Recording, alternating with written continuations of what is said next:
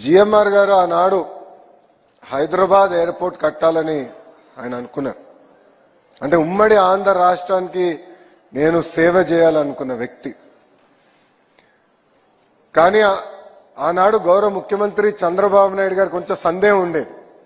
మీరు ఎయిర్పోర్ట్ కట్టగలుగుతారా, మీకు అనుభవం ఉందా, ఇంత పెద్ద project, strategically most important project for Hyderabad మీ చేతుల్లో పెట్టాలనుకున్నా కొంచెం ఇబ్బందికరమైన పరిస్థితి. నాకు అది నేను ఇంకా కన్విన్స్ అవ్వలేదు, వెళ్ళి పనిచేసి నన్ను కన్విన్స్ చేయండి అని నన్ను అడిగారు. ఇది ఎప్పుడు టెండర్ గెలిచిన తర్వాత, బిడ్ గెలిచిన తర్వాత. అప్పుడు జిఎంఆర్ గారు ప్రపంచం మొత్తం తిరిగి ఏకంగా జేవీలు ఏర్పాటు చేసుకుని ఇక్కడికి వచ్చి చంద్రబాబు నాయుడు గారిని కన్విన్స్ చేసి, లేదు మేము కట్టగలుగుతాం, కేవలం భారతదేశంలోనే కాదు ప్రపంచంలో ఒక నంబర్ 1 ఎయిర్పోర్ట్ మేము హైదరాబాద్ లో కట్టి తీరుతామని ఒక పట్టుదలతో కట్టి ఈ రోజు తెలంగాణ జీడిపికి సుమారు 12% కాంట్రిబ్యూషన్ చేస్తుంది హైదరాబాద్ జిఎంఆర్ ఎయిర్పోర్ట్. ఆనాడు చాలా మంది ఎగతాళి చేశారు, ఎయిర్పోర్ట్ కి 5,000 ఎకరాలు అవసరమా అని అడిగారు. వాళ్ళందరూ ఒకటే సమాధానం ఇస్తున్నా. ఈరోజు వెళ్ళి చూడండి శంషాబాద్ ఎయిర్పోర్ట్ ఎలా డెవలప్ అయింది. ఈరోజు పక్క రాష్ట్రాల్లో బెంగళూరు కానీ చెన్నైలో కానీ ఒక ఎయిర్పోర్ట్ అయిపోయింది, 2వ ఎయిర్పోర్ట్ కట్టే పరిస్థితికి వచ్చారు. కానీ హైదరాబాద్ అదృష్టం ఏంటంటే ఆనాడు చంద్రబాబు నాయుడు గారు ఇచ్చిన విజన్ 5,000 ఎకరాలు తీసుకుని రాబోయే 100 సంవత్సరాల కెపాసిటీ కూడా శంషాబాద్ లోనే కట్టే విధంగా ఆనాడు ఒక విజన్ తో చంద్రబాబు నాయుడు గారు ముందరికెళ్లారు. విజన్ అనేది చాలా చాలా అవసరం అండి. కొంతమంది విజన్లెస్ పీపుల్ విజనరీని ఎగతాళి చేస్తారు. చంద్రబాబు నాయుడు గారు రాజుగారిని కలిసిన తర్వాత ఆయన మాకు ఒకటే చెప్పారు, ప్రపంచంలో aviation, civil aviation work force లో 25% తెలుగోలు ఉండాలి, దానికి మీరు ఏం చేయాలో మీరు చెయ్యండి. ఒక ముఖ్యమంత్రిగా నా సహకారం ఉంటుందని ఆయన చాలా సింపుల్ గా చెప్పారు. ప్రపంచంలో, దేశంలో కాదు, ప్రపంచంలో 25% అంటే కనీసం భారతదేశంలో 70% ఉండాలని ఈరోజు రాజుగారే నాకు టార్గెట్ పెంచారు. అంటే బాబు గారు ఆ విజన్తో నాకు ఆదేశాలు జారీ చేశారు. అప్పుడు రాజుగారు నేను మాట్లాడా, జిఎంఆర్ అంకుల్తో కూడా నేను మాట్లాడా, ఎట్లా చేయాలి డిస్కస్ చేశాం. ఒక వరల్డ్ క్లాస్ ఇన్స్టిట్యూట్ క్రియేట్ చేయాలి, కేవలం ఏదో ఒక యూనివర్సిటీ చేస్తాం కాదు, ఒక కామన్ ఇన్ఫ్రాస్ట్రక్చర్ ఏర్పాటు చేసి, అంటే స్టూడెంట్ లైఫ్, అకామిడేషన్, అదేవిధంగా మన క్యాఫెటీరియా, ఇవన్నీ కూడా కామన్ ఇన్ఫ్రాస్ట్రక్చర్ క్రియేట్ చేసి ఒక్కొక్క సబ్జెక్ట్ లో ఒక్కొక్క యూనివర్సిటీ అగ్రస్థానంలో ఉంటుంది. ఒక ఎకో సిస్టమ్ క్రియేట్ చేసి బెస్ట్ ఇన్ క్లాస్ యూనివర్సిటీస్ అన్ని కూడా ఒక ఏవియేషన్ ఎడ్యుసిటీకి తీసుకొస్తేనే మన ప్రాంత రూపురేఖలు మార్చొచ్చు అని ఆనాడు మేము తీసుకున్నాం ఒక నిర్ణయం. ఇది నేను ఆలోచిస్తున్న సమయంలో ఇప్పుడు కూడా బాగా గుర్తు నాకు, తెలుగుదేశం పార్టీ విశాఖపట్నం ఆఫీస్లో నేను కూర్చున్నప్పుడు అదితి గారు ఒక మ్యాప్ తీసుకుని వచ్చారు, పెద్ద మ్యాప్, ఉత్తరాంధ్ర మ్యాప్ తీసుకుని వచ్చి, లోకేష్ గారు మానస ట్రస్ట్ కి ఇక్కడిక్కడ భూములు ఉన్నాయి, మీరు వరల్డ్ క్లాస్ ఇన్స్టిట్యూషన్స్ తీసుకురండి, వాళ్ళకి మేము ఉచితంగా భూములు ఇచ్చేదానికి సిద్ధంగా ఉన్నాం అని చెప్పిన గొప్ప వ్యక్తి అదితి గజపతి రాజు గారు. ఈరోజు గజం గజం కోసం కొట్టుకునే సమాజంలో వేలాది ఎకరాలు ప్రజల కోసం అందించిన గొప్ప కుటుంబం ఇది. నేను వేదిక పైన వచ్చినప్పుడు నవ్వుతూ అటు అశోక్ గారికి అదితి గారికి నేను చెప్తున్నాను, రాత్రి నన్ను ఇద్దరు పడుకోనియలేదండి. ఇది ప్రజలందరూ ఈ విషయం వినాలి. రాము కూడా నాతోనే ఉన్నాడు నిన్నంతా. ఈ ఎంఓయు ఫైల్ రాష్ట్ర ప్రభుత్వం ఆమోదం తెలపాలి. సో నాకు రాత్రి ముఖ్యమంత్రి గారి కార్యాలయంతో నేను ఫాలోఅప్ చేస్తున్నాను, ఎందుకంటే గౌరవ ముఖ్యమంత్రి గారు పర్యటనలో ఉన్నారు, ఫైల్ తొందరగా క్లియర్ చేయాలని నేను ఫాలోఅప్ చేస్తున్నా. అప్పుడు గౌరవ ముఖ్యమంత్రి గారు సెక్రటరీ గారు నాకు ఫోన్ చేసి, ఫైల్ వచ్చింది 90 పర్పెచువల్ గా ఉచితంగా భూమి అంటే లీజ్ కూడా కాకుండా ఉచితంగా భూమి ఇద్దామని ఈ ఫైల్లో ఉంది, ఇది సాధ్యం కాదు అన్నారు. అప్పుడు నేను అన్నా, దాతలు లేని ఇబ్బంది మనకెందుకు సార్ ప్రభుత్వంగా అన్నా. లేదు, ఒకసారి మీరు మళ్ళీ మాట్లాడండి, ఏదో టోకెన్ అమౌంట్ ₹1 పెట్టాల్సి వస్తుందేమో అన్నారు. ప్రయత్నిస్తాను సార్ అన్న. అశోక్ గారికి ఫోన్ చేసేంత సాహసం నేను చేయాల.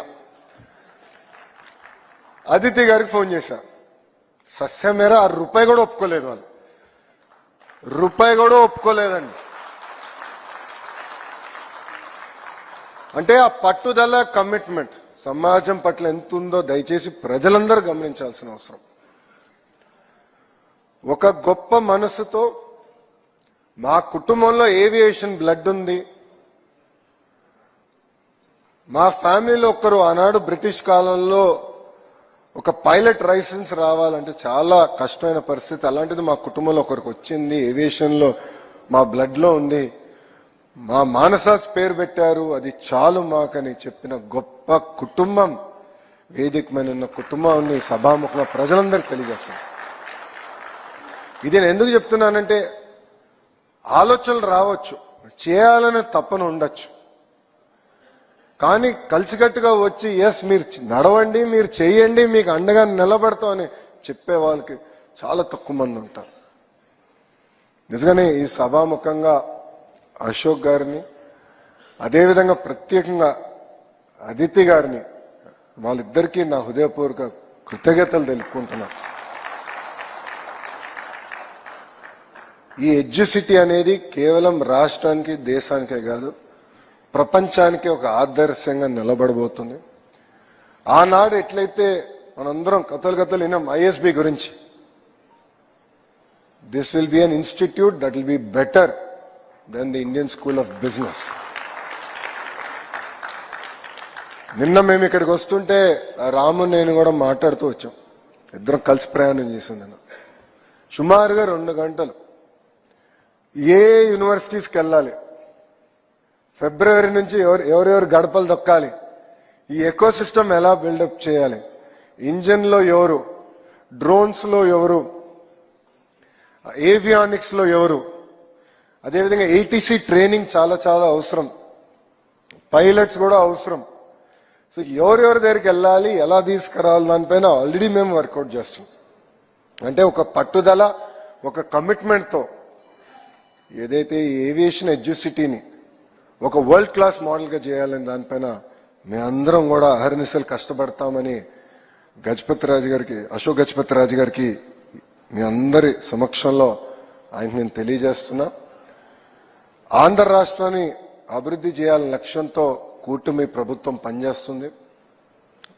2014లో గౌరవ ముఖ్యమంత్రి చంద్రబాబు నాయుడు గారు ఆనాడే చెప్పారు, ఒకే రాష్ట్రం, ఒకే రాజధాని, కానీ అభివృద్ధి వికేంద్రీకరణ చేసి చూపిస్తామని నినాదానికి ఇప్పుడు కూడా కూటమి ప్రభుత్వం కట్టుబడి ఉంది. అన్ని ప్రాంతాలని సమగ్ర అభివృద్ధి చేయాలి, కానీ క్లస్టర్ బేస్డ్ అప్రోచ్ అనేది చాలా చాలా అవసరం అని నేను చెప్పాను. అందుకే ఆటోమోటివ్ క్లస్టర్ ఒక అనంతపూర్లో వచ్చింది, renewable energy cluster Kurnool Anantapur జిల్లాలో వచ్చింది, సిమెంట్ క్లస్టర్ ఒకటి ఏర్పాటు చేస్తున్నాం, ఎలక్ట్రానిక్స్ మ్యానుఫ్యాక్చరింగ్ క్లస్టర్ ఒకటి వచ్చింది, ఏసీ క్లస్టర్ ఒకటి వచ్చింది, compressed biogas, aqua, quantum, medical devices manufacturing, pharma, steel, ఇలా ఒక్కొక్క క్లస్టర్ సుమారుగా 22-23 క్లస్టర్స్ తయారు చేస్తున్నాం. ఈ క్లస్టర్ లో కేవలం ఒక 10 కంపెనీలు తీసుకొస్తాం కాదు, ఎంటైర్ ఎకో సిస్టమ్ ఈ క్లస్టర్ లో తీసుకొస్తున్నాం. ఏవియేషన్ లో ఇప్పటికీ నేను రాము కలిసికట్టుగా పనిచేస్తున్నాం. అసలు ఒక ఇంజిన్ తయారు చేయాలంటే సుమారుగా 1000 కంపెనీలు వాళ్ళ కాంపోనెంట్స్ ఇస్తాయి. నేను రాముకు చెప్పా, పెద్ద పెద్దలు అవసరం లేదు, నాకు ఆ కాంపోనెంట్ తయారు చేసే లిస్ట్ చాలు, వాళ్ళందరినీ నేను ఆంధ్ర రాష్ట్రాన్ని తీసుకొస్తాం. ఆ క్లస్టర్ మనం కలిసికట్టుగా ఏర్పాటు చేద్దాం అని చెప్పాను. ఇది అనేది vertical. Horizontal education, aviation educity ఏదైతే మనం ఈరోజు డిస్కస్ చేస్తున్నామో అది హారిజాంటల్. ప్రపంచానికే మన టాలెంట్ అందజేయాల్సిన అవసరం ఉంది. సో ఇట్లా ప్రతి క్లస్టర్లో మీరు చూస్తే ఒక సిస్టమేటిక్ అప్రోచ్ మేము తీసుకుని ఎడ్యుకేషన్ని ఇండస్ట్రీని ఇంటిగ్రేట్ చేసి యంగ్స్టర్స్ ఎవరైతే గ్రాడ్యుయేట్ అవుతారో జాబ్ రెడీగా వాళ్ళకి కావాల్సిన కరికులం కూడా తయారు చేసి అందించే బాధ్యత కూటమి ప్రభుత్వం తీసుకుంటుంది. ఇది వాస్తవంగా ప్రపంచంలో ఒకే ఒక దేశం ఈ మోడల్ ఫాలో అయింది, అది చైనా. ఒక క్లస్టర్ బేస్డ్ అప్రోచ్ తీసుకున్నారు. ఏవియేషన్లో కానివ్వండి, ఎలక్ట్రానిక్స్ మ్యానుఫ్యాక్చరింగ్ కానివ్వండి, ఫర్నిచర్లో కానివ్వండి, టాయ్స్లో కానివ్వండి, ఇట్లా క్లస్టర్ బేస్డ్ అప్రోచ్ తీసుకున్నారు. అదే క్లస్టర్ బేస్డ్ అప్రోచ్ ఆంధ్ర రాష్ట్ర ప్రభుత్వం తీసుకుంటుంది. చివరిగా రాష్ట్రం లక్ష్యం ఒకటే, 5 సంవత్సరాల్లో 20 లక్షల ఉద్యోగాలు కల్పించాలని. దానికోసం మేము అహర్నిశలు కష్టపడుతున్నాం. ఉత్తరాంధ్ర ప్రజలందరూ కూడా నేను కోరేది ఒకటే, అభివృద్ధి చేసడానికి మేము ముందరికి వచ్చాం.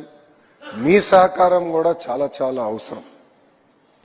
నేను 99 పైసలకి ఫార్చ్యూన్ 500 కంపెనీస్కి భూములు ఇస్తానంటే చాలా మంది ఎగతాళి చేశారు. భూమి ఇస్తే సరిపోతుందా, కంపెనీలు వస్తాయని.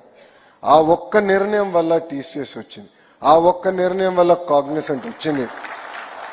రాబోయే 100 రోజుల్లో కనీసం ఇంకొక 2 కంపెనీలకి విశాఖపట్నానికి ఐటీ రంగంలో తీసుకొచ్చే బాధ్యత కూడా కూటమి ప్రభుత్వం తీసుకుంటుంది.